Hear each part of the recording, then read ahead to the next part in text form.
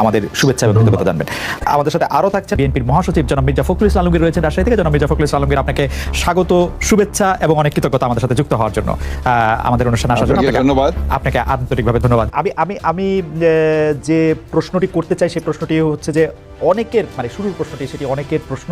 আমাদের আসলে অনেকগুলি প্রশ্ন আছে আপনার কাছে। আপনার যে প্রশ্নের জবাব আপনি যেভাবে দিতে চান সেভাবে আমরা এটা নিতে পারবো, এত অসুবিধা নাই। আমাদের প্রথম যে প্রশ্ন সেটি হচ্ছে যে আমরা দেখেছি যে 5ই আগস্টে ক্ষমতার পট পরিবর্তন করে শেখ হাসিনা পালিয়ে যাওয়ার পরে তিনি ভার্চুয়ালি একটি জায়গায় তার পরদিনই ভার্চুয়াল বক্তব্য দিয়েছিলেন, বিভিন্ন অনুষ্ঠানে অনলাইনে সক্রিয় থাকছেন, বক্তৃতা দিচ্ছেন। দেশের পক্ষ থেকে এই দাবি আছে তাকে দেশে আসার, দেশে ফেরা উচিত, সে সময়টা কখন হতে পারে? ওনার উদ্দেশ্য হচ্ছে অতি শীঘ্রই বাংলাদেশে ফিরে যাওয়া। রাজনীতিক এখন যেহেতু আমাদের দলকে আবার সংগঠিত করতে হচ্ছে, এটা তিনি করছেন। তিনি ভালো আছেন, তিনি এখন দিল্লিতে আছেন, আমার বোন ওনার কাছে আছেন, আমার বোন তো দিল্লিতে থাকেন। তিনি ভালো আছেন, তবে অবশ্য ওনার খুবই মন খারাপ। তিনি খুবই দুঃখিত যে দেশের জন্য ওনার বাবা জান দিয়েছেন, আমার পুরো পরিবার জান দিয়ে হারিয়েছে। যে দেশের জন্য তিনি জেল খেটেছেন, এত তাকে এইভাবে অপমান করে বের করে দেবে, তাকে তার উপর আক্রমণ করতে যাবে, এটা আমরা কেউ কল্পনা করতে পারি। এটা তো আপনার একটা তারা যে দাবি করছে যে এটা গণতান্ত্রিক আন্দোলন, এই মানুষ হত্যা করা, পুলিশের উপর হামলা করা, প্রধানমন্ত্রীর উপর কিছু জ্বালাও পোড়া করা, লুটপাট করা, এটা তো কোনো আন্দোলন নয়, এটা তো হচ্ছে মব, এটা তো হচ্ছে সন্ত্রাস, জঙ্গি। বর্তমানে তো আপনারা দেখতে পাচ্ছেন যে এখন তো বাংলাদেশে যেভাবে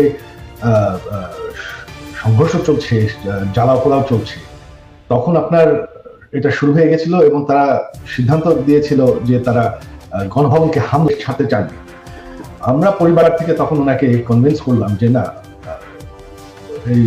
এরা শুধু প্রোটেস্টার না, এরা তোমাকে হত্যা করে ফেলবে, তো তোমার দেশ ছেড়ে যেতেই হবে। সরকার পতন হওয়ার আগে থেকে আওয়ামী লীগের নেতাকর্মীর উপর বিভিন্ন জায়গায় ঢাকার বাইরে এবং ঢাকার ভিতরেও হামলা চলছিল, তাদের কয়েকজনকে। তো এখানে যে শুধুমাত্র সরকারের দোষ দেওয়া হয়, আওয়ামী লীগের দোষ দেওয়া হয়, সেটা ঠিক না। এখন তো দেখা যাচ্ছে আওয়ামী লীগ নাই, আওয়ামী লীগ সরকার নেই, তবে নির্যাতন তো চলছে। আমাদের সকল মন্ত্রীদের বাসা জ্বালিয়ে দেওয়া হয়েছে, বঙ্গবন্ধু মিউজিয়াম পর্যন্ত জ্বালিয়ে দেওয়া হয়েছে, যেখানে জাতির জনক বঙ্গবন্ধু এবং আমার পুরো পরিবারকে হত্যা করা হয়। আমাদের নেতাকর্মী কয়েকজন এমপি মারা গিয়েছেন, অনেক নেতাকর্মীকে হত্যা করা হয়েছে। আর আমি শুনতে পাচ্ছি যে হিন্দুদের উপর আক্রমণ হয়েছে, কিছু মন্দির পুড়িয়ে দেওয়া হয়েছে। তো এই সংঘর্ষ তো আগে থেকেই শুরু হয়ে গেছিল। এটা তো এখন তো আমাদের সরকারের দায় নাই, আমাদের আওয়ামী লীগ তো এখন আর এই সংঘর্ষের জন্য দায়ী না। দেশের জন্য এত করেছি, এই যে গত 15 বছরে আমি বানিয়েছি, এটা আমার স্বপ্ন ছিল। আমি সরকার থেকে কোনো বেতন নেই, বিনা মূল্যে আমি এই কাজটা করেছি। আমি প্রচুর পরিশ্রম করেছি বাংলাদেশকে ডিজিটাইজ করতে, গ্রাম পর্যন্ত ডিজিটাল বেনিফিট পৌঁছানোর। তারপরে যদি বাংলাদেশের মানুষ, এই যে উন্নয়ন আমরা করেছি, তারপরে যদি বাংলাদেশের মানুষ আমার পরিবারের সাথে এরকম করে, তাহলে আমাদের আর কিছু বলার আর করার নেই। আওয়ামী লীগ মরে যায়নি। সবাই যে মনে করে যে আওয়ামী লীগের পপুলারিটি নাই, দেশে আপনার 17 কোটি মানুষ, 17 কোটি মানুষের মধ্যে এখনো আপনি যদি নিরপেক্ষ নির্বাচন হয়, আমি জানি আওয়ামী লীগ ভোটে জিতে আসবে। হ্যাঁ, 100% ভোট কোনোদিন কোনো গণতন্ত্রে কোনো সরকার পায় না। আমাদের বিরুদ্ধে যারা ভোট হেরে গেছে বা তারপর তো বয়কট করেছি, হ্যাঁ, এদেরকেই আপনি দেখেছেন, যারা আওয়ামী লীগ বিরোধী, যারা সমর্থক, তারা কিন্তু দেশে আছে।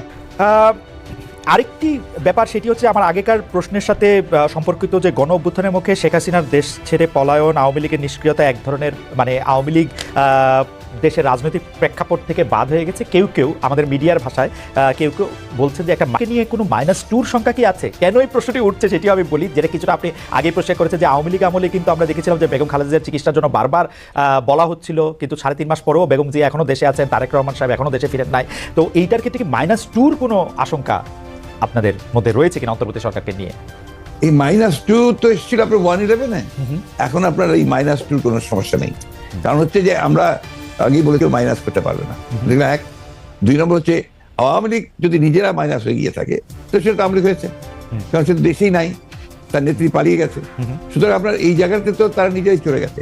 এখানে একটা জিনিস আমাদের সবসময় মনে রাখতে হবে, যে রাজনৈতিক দলটি পলিটিক্যালি ব্যাংকরাপ্ট হয়ে যায়, আওয়ামী লীগ তো এখন আর সত্যি কথাটা আর কি, তার কোনো রাজনীতি নেই। সে ক্ষমতাকে এমনভাবে ব্যবহার করেছে তাদের ব্যক্তিগত স্বার্থে, দলীয় স্বার্থে না, প্রত্যেকের ব্যক্তিগত স্বার্থে। They have minted money like anything. দেশকে তারা একেবারে ফোকলা করে দিয়েছে, এবং সেই দেশকে প্রকাশ করে দিয়ে পালিয়ে গেছে।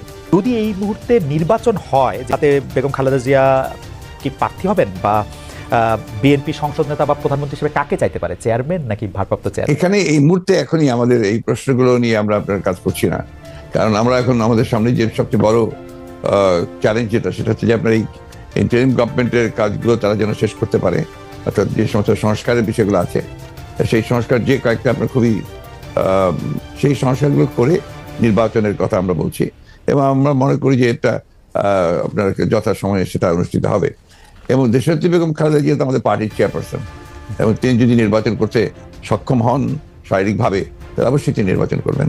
অন্যদিকে তারেক রহমান সাহেব আমাদের দলের ভারপ্রাপ্ত চেয়ারম্যান এখন আছেন, এবং তিনিও নির্বাচন করতে চাইলে তিনিও নির্বাচন করতে চান, সেটা উনি করতে পারবেন যে কটা তিনি করতে চান। তো এই নিয়ে কোনো সমস্যা নেই। সুতরাং খালেদা জিয়া নির্বাচন করলেন, প্রধানমন্ত্রী হলেন, বা তারেক রহমান সাহেব নির্বাচন করে প্রধানমন্ত্রী হলেন, এটা নিয়ে কোনো সমস্যা নেই। এই ব্যাপারে পার্টিতে আমাদের কোনো সমস্যা আছে বলে আমি মনে করি না। কেউ কেউ এরকম ইঙ্গিত করছে যে বিএনপি আসলে এই মুহূর্তে নির্বাচনের জন্য আসলে চাপ দিতে চাচ্ছে, সরকারকে চাপ দিচ্ছে, তার ফলে সরকার একটু আনস্টেবল হচ্ছে।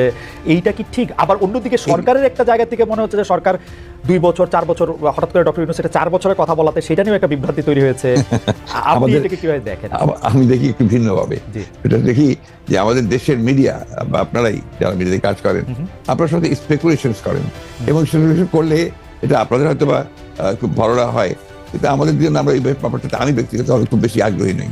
কারণ আমরা আপনি যে কথাগুলো বললেন তার একটার সঙ্গে কোনো বাস্তবতার মিল নেই, এবং আমরা সেই ধরনের কোনো চিন্তা করছি না বা সেই ধরনের করছিও না। এবং আমি এখন পর্যন্ত দেখিনি যে আপনার সরকার যারা ইন্টারিম গভর্নমেন্ট আছেন তারা বেশি সময় থাকতে চান, 4 বছর থাকতে চান। কথাগুলো